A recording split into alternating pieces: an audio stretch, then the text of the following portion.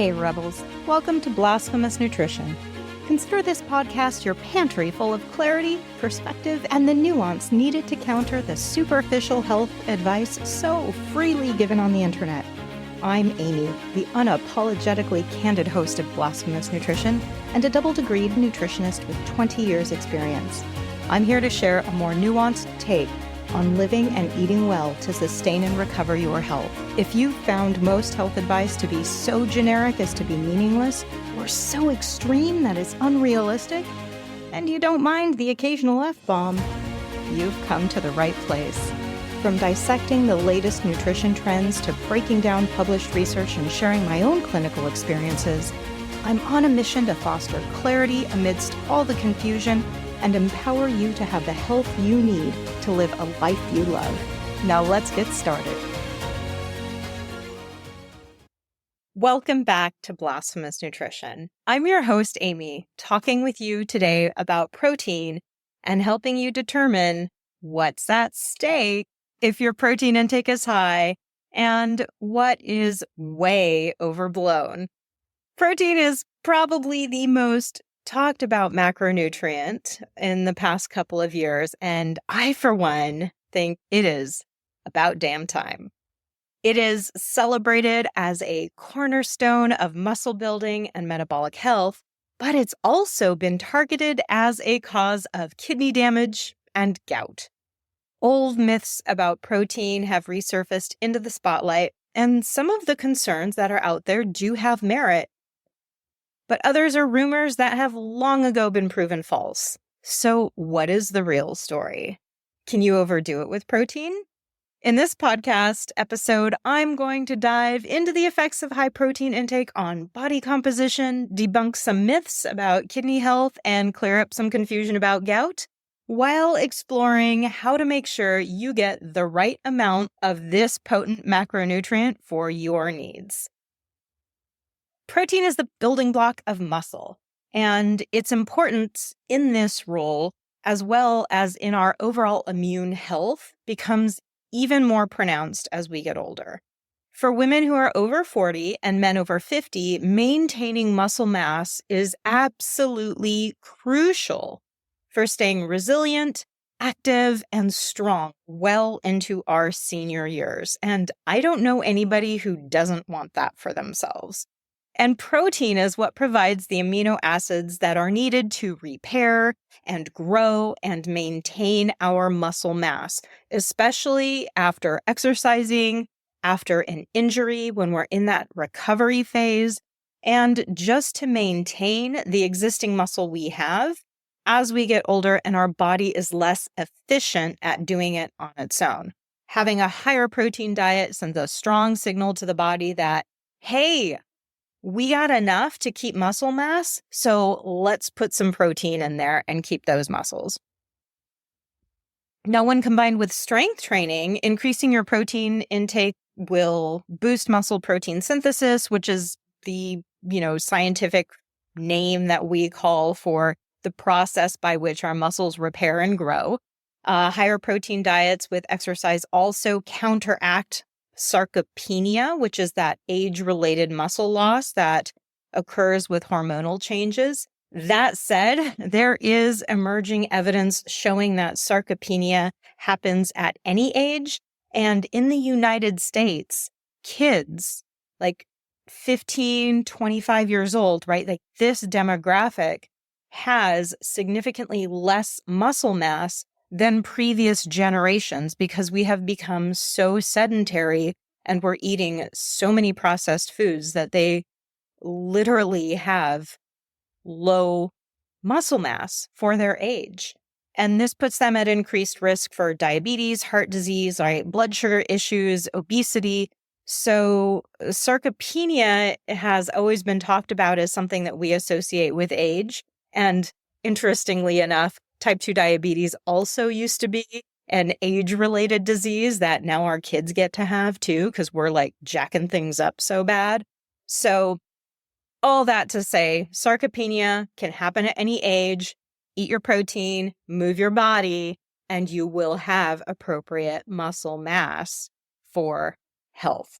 Additionally, including adequate amounts of protein will help your body recover when you exercise, reducing post-exercise muscle soreness, shortening the duration of time that it takes for you to get back on your feet and have your energy and stamina back to push harder again, and thus will enhance your overall adaptation and performance by providing your body with what it needs to adapt and shortening the amount of time that it takes to adapt.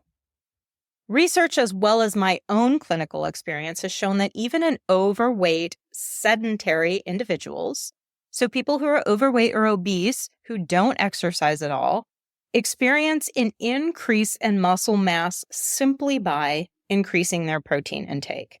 Now, this didn't happen with every single patient I saw, but when I was working in a clinic, we would track their muscle every 3 or 4 months to ensure that as they were losing weight, they were not losing muscle mass as well. But what I often saw was that even though many of these individuals were not yet engaged in an exercise program, simply increasing their protein caused an increase in muscle mass while they were losing body fat. And I take this information and interpret it to mean that baseline levels of protein intake for these individuals was not adequate because the body isn't going to put on muscle. It's not going to use that protein to put on additional muscle, which is calorically expensive, right? Muscle burns a lot of calories compared to other tissues in the body. And it's extra work to build and maintain structures, right?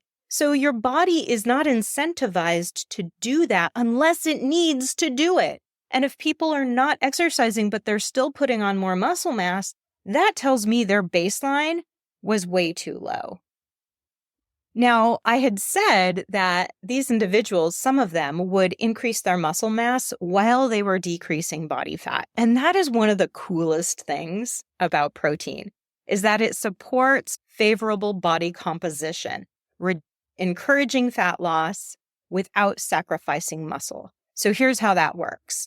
When you consume protein, you increase your satiety levels, so you're hungry less often and your cravings tend to go down.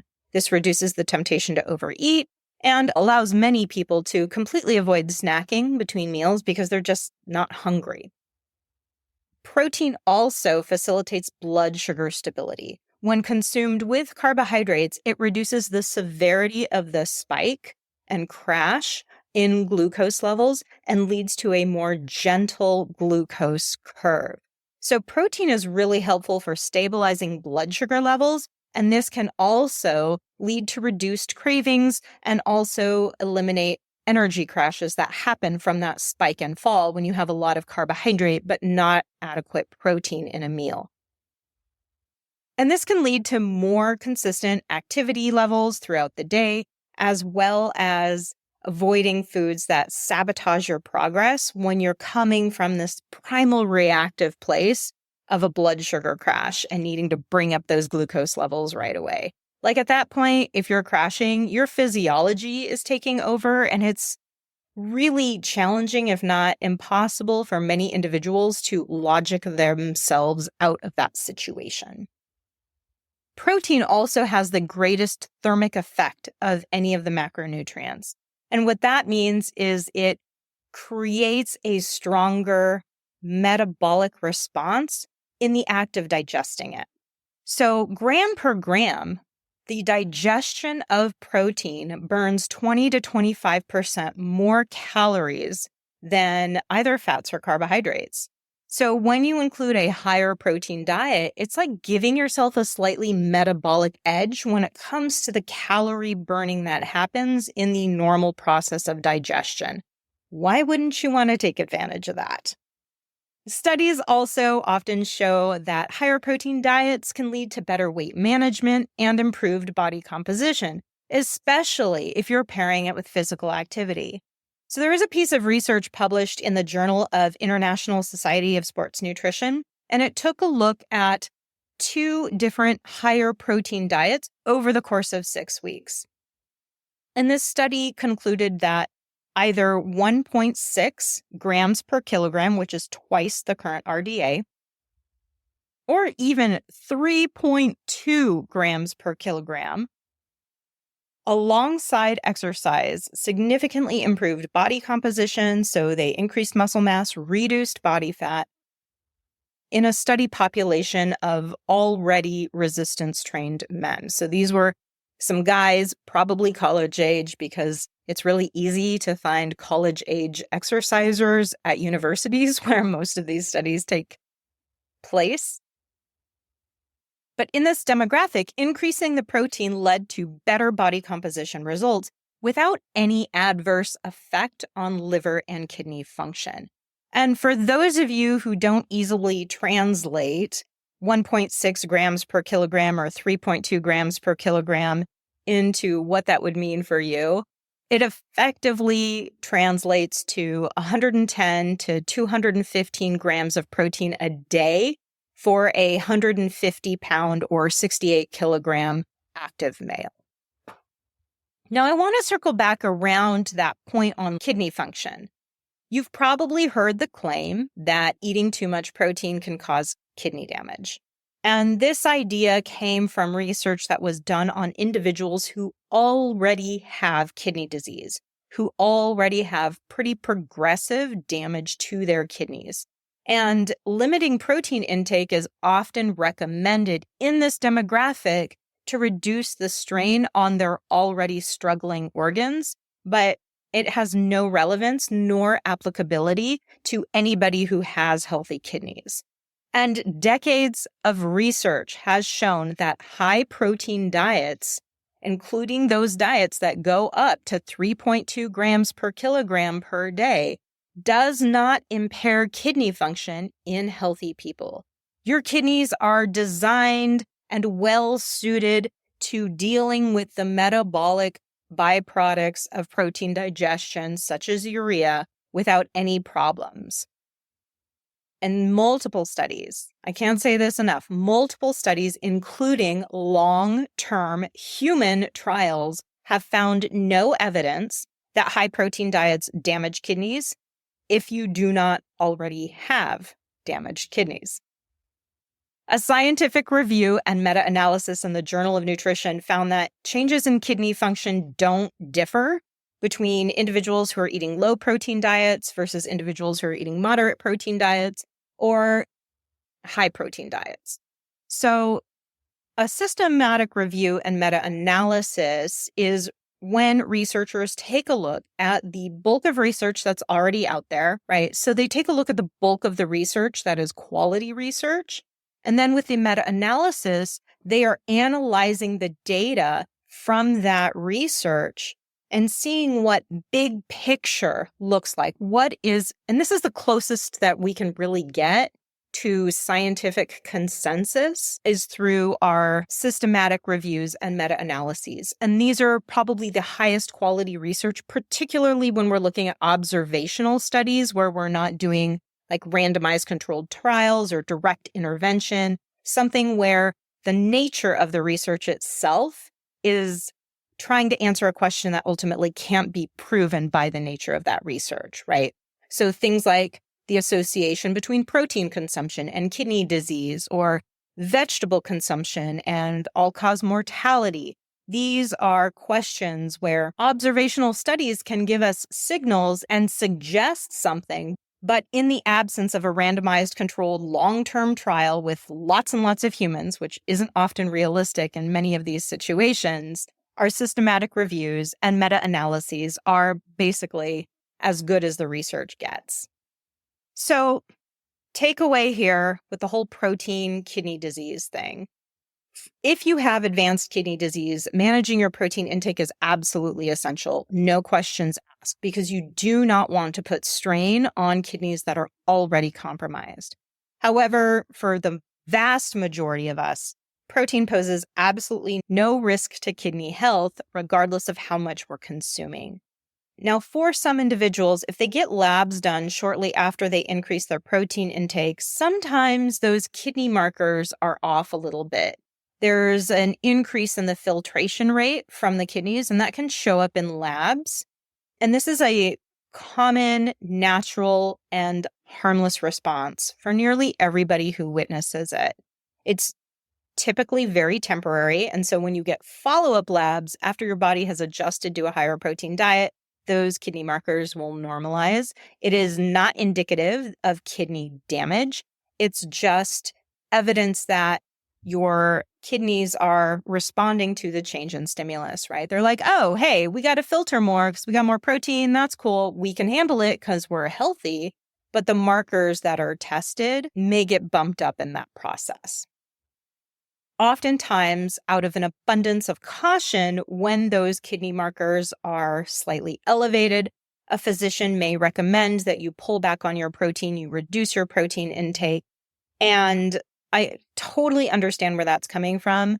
Most of the time, I would say it is not necessary, but that is not necessarily your situation. So you want to have a more nuanced conversation with your physician about that if that shows up for you on labs. Now, gout is another area where protein comes into the conversation. Gout is a form of arthritis that is caused by high uric acid levels, and that is another concern that is often linked to protein. But here's the thing, not all proteins are problematic. The real issue with the uric acid crystals in gout is purines. And purines are compounds that are found in some proteins, but not all protein. Proteins that are high in purines include red meat, turkey, organ meats, and certain seafood. The Journal of Arthritis Care and Research indicates that dietary purines are a risk factor in gout that we can definitely modify. We have some control over that. We can reduce the purine intake in the diet, but it does not necessitate lowering your total protein intake. What you really want to do instead of restricting your protein is just choose low purine meats like dairy, chicken, duck, oysters, and many of the plant-based proteins. These offer effective alternatives without compromising your nutrition needs. And I will say, for as many times as I have had individuals with gout sit across from me and say that they are concerned about their protein intake because of the purines, I never hear them talk about the other things which significantly impact gout severity, and that is sugar, high fructose corn syrup, and alcohol. Well, sometimes they do mention alcohol, I will say that. But these are other compounds, other foods that are often consumed by the population that can exacerbate gout symptoms as much as or more than purines do. So I have seen some patients improve their gout by eliminating the alcohol, the sugars, refined carbohydrates first, and maybe reducing the frequency of high purine foods if they're one of those heavy red meat consumers. But they don't usually need to be very strict about purines if other exacerbators are addressed first. So while managing purines is really important if you have gout, a low protein diet's not the solution. You just want to be more discerning with your protein sources if gout is an issue for you.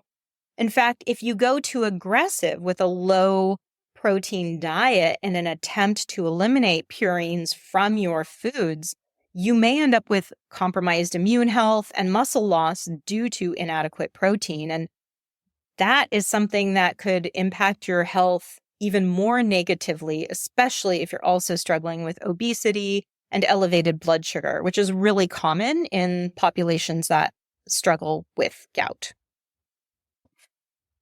If you've been listening to this podcast for any length of time, you know I'm a fan of protein. Protein is totally a powerhouse nutrient. However, it is possible to consume it in excess. And consuming excess protein isn't going to damage your kidneys. It's not going to give you gout. But what it is most likely to do is push other essential nutrients off of your plate. And this is where protein excess can become problematic. It's not about the protein itself being bad for you. It's more a case of too much of a good thing. If your diet is so high in protein that it's crowding out vegetables and fruit and other quality nutritious plant foods, this will leave you with inadequate fiber, low antioxidant intake, and several key vitamins and minerals that your body needs to stay healthy. Most often, what I see in individuals who consume a lot of protein at the expense of other foods is low vitamin C, low potassium, low magnesium in the diet. Those are really common in a very high protein diet. But also, you will find that if you focus too much on the protein at the expense of plant foods, your overall antioxidant status will be low. And antioxidants are amazing. They're like Harry Potter spells that can bring you back from the dead and reverse the consequences of other spells put on you, the spells of the processed food industry, if you will. But antioxidants are amazing. They are super duper protective for our cells, and they reduce inflammation and oxidative stress in the body. And I can't emphasize enough how important that is. So having a diet rich in antioxidants acts as significant protection against aging and the accumulation of wear and tear on the body that happens just by being alive.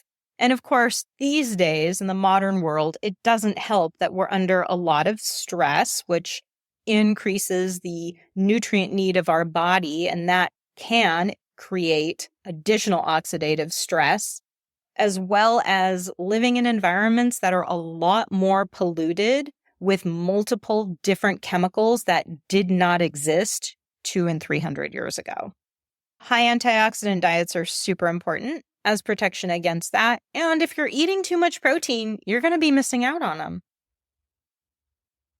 Regardless of whether or not you're hitting some of those upper limits that I talked about in some of the studies I mentioned, like 3.2 grams per kilogram a day, if you're getting like 250 grams of protein a day because somehow you are able to do that.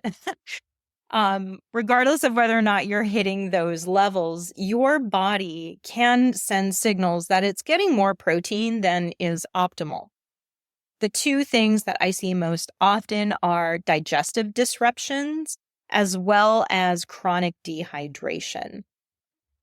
The metabolizing of protein requires more water than other macronutrients. And if you're consuming a lot of protein and not staying hydrated, you may find that you get muscle cramps, headaches, fatigue, and your urine is super concentrated.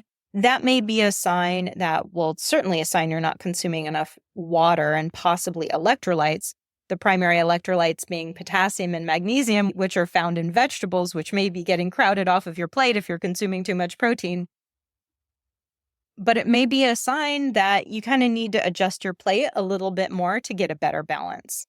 The most common thing that I do see, though, is disruption in digestion, some bloating, constipation.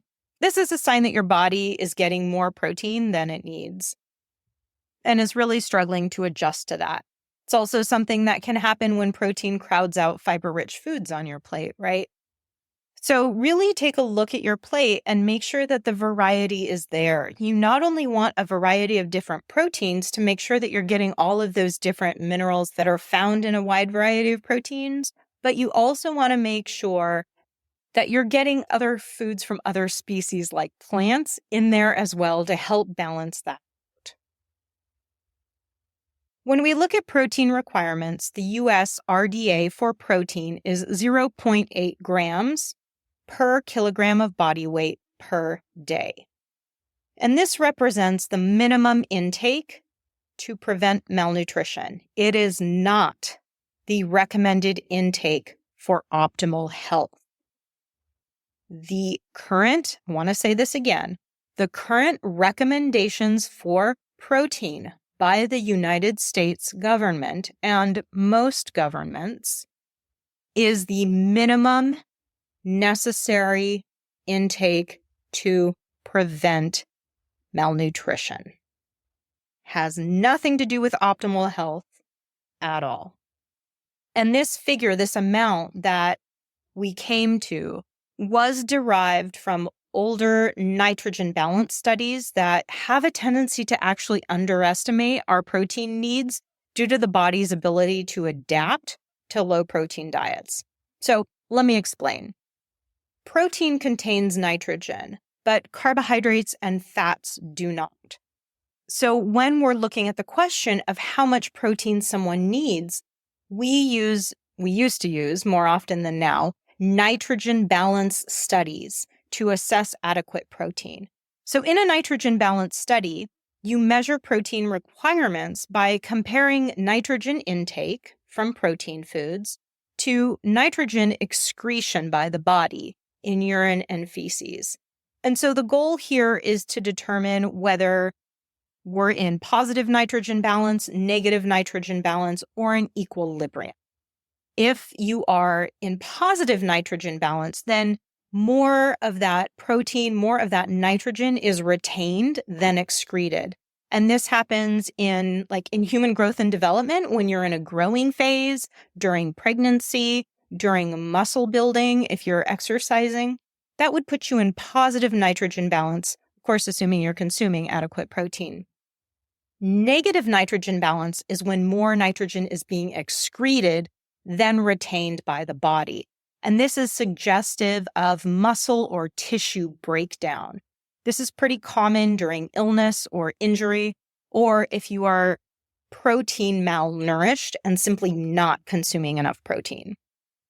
Equilibrium is what these nitrogen balance studies were aiming to find in order to make protein recommendation. And this is where the nitrogen intake matches nitrogen excretion, suggesting that the body is maintaining its current protein levels. It's not losing muscle mass, it's not building, it's at maintenance.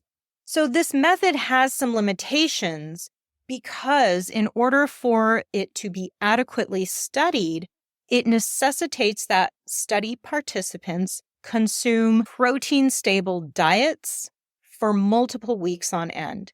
And this allows the body to adapt to that low protein phase of the study by reducing non-essential functions like maintaining adequate immune status or protein turnover. And so rather than measuring optimal protein needs for health and for performance, nitrogen balance studies end up measuring barely minimum protein needs to prevent wasting away. And that's not really what we're looking for at this stage in the game. When the body's in a deficit, it is going to utilize the small amount of protein that it gets for essential needs today over long-term needs tomorrow.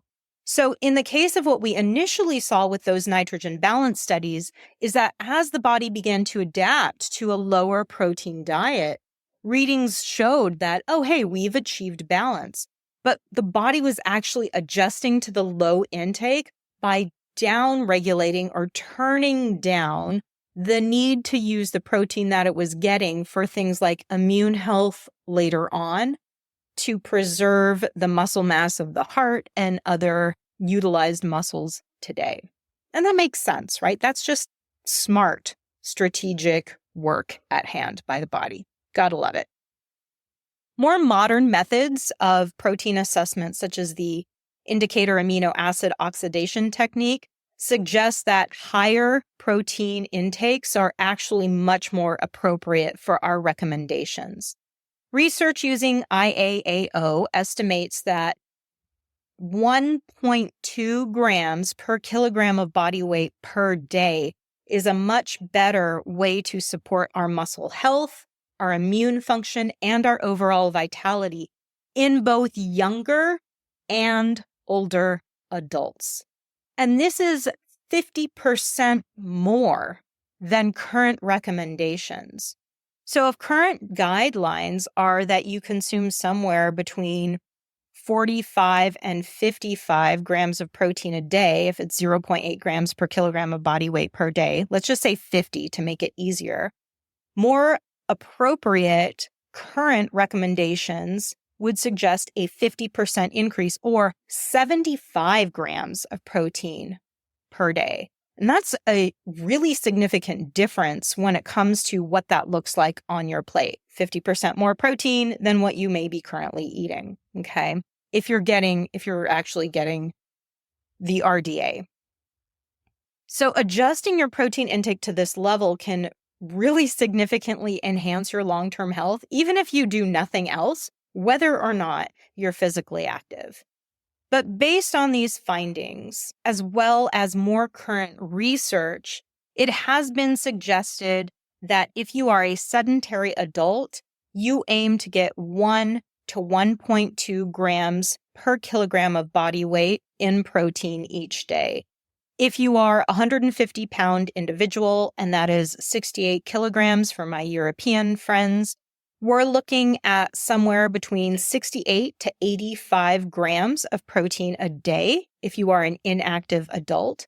If you're physically active, you want to consume 1.2 to 2 grams per kilogram of body weight per day, depending on your exercise intensity. If you're doing more intense, more frequent exercise, you're going to be in the higher end of that range than if you're doing something more leisurely or low impact, like yoga twice a week, right? You then would be like on the lower end of that.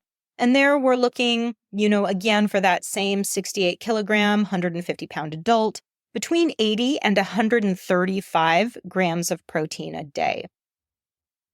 Now, if you are an active individual or an athlete, or you're looking to increase your muscle mass, consuming up to 2.2 grams per kilogram of body weight per day, which effectively translates to 1 gram per pound of body weight, is beneficial.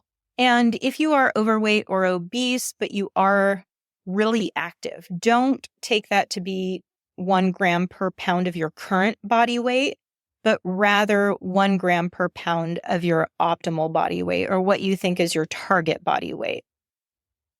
So this could be, again, looking at that 68 kilogram individual, 150 pound athlete, this could be effectively 150 grams of protein a day, which is often more than double what I see my females, for sure, and even some of my males consuming when they come in and start to work with me.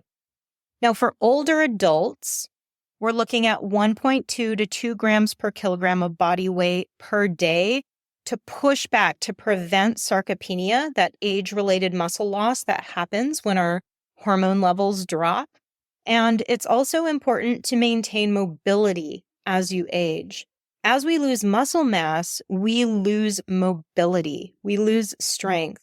And one of the main reasons that elders, at least in many of the industrialized developed countries like Australia, the United States, the UK, many of the reasons for them going into facilitated elder care is because they can no longer safely get in and out of the shower or in and out of bed. They can't get up off the floor if they fall anymore. And maybe their health is relatively stable, and were they strong enough, they could continue to live independently, but they've gotten so weak that they can no longer do so. And so simply maintaining adequate protein status can go a really long way to helping our elder population stay independent for many, many more years. And what this looks like, again, for let's say a 68 kilogram adult, would be 80 to 130 grams of protein a day. That's a pretty tall ask for many individuals, particularly when they get in their 70s and older, because their appetite is lower, their digestion often is not as strong. And for this demographic, liquid protein in the form of protein shakes or using protein powder and mixing it with yogurt can go a really, really long way in helping them get the amount of protein that they need when their appetite is low and maybe their digestive strength is not quite as high as it used to be. When it comes to consuming protein, your body's cravings as well as overall energy levels are a good indicator on whether or not you're getting the right amount for you. So adjust your intake based on your activity levels, your goals, and how you feel. If you're curious about what your ideal protein intake is, or you need some guidance, kind of dialing it in and feeling really confident moving forward, I would strongly encourage you to reach out to a nutrition professional, could be someone like me, for a personalized consultation to really determine what's going to be best for you moving forward. I do have a link in the show notes. If you want to ask some questions about protein, you're more than welcome to schedule a complimentary 15-minute consult with me. That'll be included in the show notes below. And if there's anything that you learned today that you found especially useful, share it with your friends. If you were thinking of somebody while you were listening to this episode, that is a perfect reason to reach out to them, say hi, say you were thinking of them, because everyone loves to hear that. And then send this episode along to them as well. If you have not yet rated or reviewed Blasphemous Nutrition, I would absolutely love your honest rating and review of this little podcast. It means so much to me. And it also helps other people like you find what they're looking for to listen to next. I will be back next week, my Blasphemous buddies. As always, thank you for listening. I appreciate your time, and I can't wait to talk to you again. Any and all information shared here is for educational and entertainment purposes only and is not to be misconstrued as offering medical advice. Listening to this podcast does not constitute a provider-client relationship. Note, I'm not a doctor nor a nurse, and it is imperative that you utilize your brain and your medical team to make the best decisions for your own health. The use of information on this podcast or materials linked to this podcast are at the user's own risk. No information nor resources provided are intended to be a substitute for professional medical advice, diagnosis, or treatment. Be a smart human and do not disregard or postpone obtaining medical advice for any medical condition you may have. Seek the assistance of your healthcare team for any such conditions and always do so before making any changes to your medical, nutrition, or health plan. If you have found some nuggets of wisdom, make sure to subscribe, rate, and share Blasphemous Nutrition with those you care about. As you navigate the labyrinth of health advice out there, remember, health is a journey, not a dietary dictatorship. Stay skeptical, stay daring, and challenge the norms that no longer serve you. If you've got burning questions or want to share your own flavor of rebellion, slide into my DMs. Your stories fuel me, and I love hearing them. Thanks again for tuning in to Blasphemous Nutrition. Until next time, this is Aimee signing off, reminding you that truth is nuanced, and any dish can be made better with a little bit of sass.